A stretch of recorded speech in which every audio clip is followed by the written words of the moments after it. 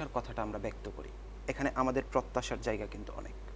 বিগত ১৬ বছর ধরে যে ফ্যাসিস্ট সরকার দেশের সমগ্র ক্ষমতা থেকে সব কিছু যেভাবে কুক্ষিগত করে রেখেছিল, আমাদের অধিকারগুলোকে তারা যেভাবে কুক্ষিগত করে রেখেছিল, এখন আমরা চাই নতুন বাংলাদেশ, যে আমাদের স্বপ্নের বাংলাদেশ যেটিকে আমরা বলি, সেটি বিনির্মাণের জন্য আমরা সকলে মিলে একসাথে কাজ করে যাব। এবং আমাদের যে প্রত্যাশার জায়গাগুলো আছে, যেমন ধরেন আমাদের এতদিন পর্যন্ত ভোটাধিকার ছিল না, আমাদের যে মৌলিক অধিকার এবং মানবাধিকার, আমাদের বাক স্বাধীনতা থেকে শুরু করে আমাদের চলাফেরার স্বাধীনতা থেকে শুরু করে সব কিছু, যা কিছু আমাদের কক্ষিগত হয়েছিল, আপনারা জানেন ইতোমধ্যে আমাদের শিক্ষা খাত এবং চিকিৎসা খাত একদম ধ্বংসের দ্বার প্রান্তে নিয়ে সরকার দাঁড় করিয়ে দিয়েছে। এমন শিক্ষা কারিকুলাম তারা প্রণয়ন করেছে যেটি আসলে আমাদের সমাজ ব্যবস্থা এবং আমাদের যে রাষ্ট্র ব্যবস্থা কিংবা আমাদের যে ইতিহাস, আমাদের যে চেতনা, সেটির সাথে কোনোভাবেই মানানসই ছিল না।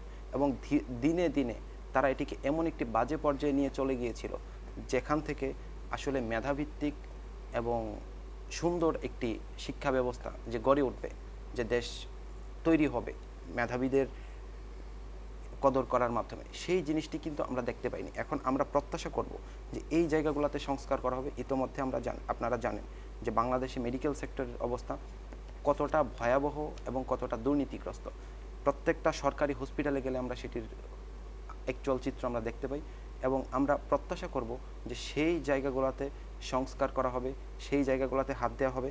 অর্থাৎ এতদিন পর্যন্ত জনগণের যে মনের বাসনা যা কিছু ছিল, সব কিছু সংস্কার করা হবে এবং সব কিছু পুনরায় ফিরিয়ে আনা হবে।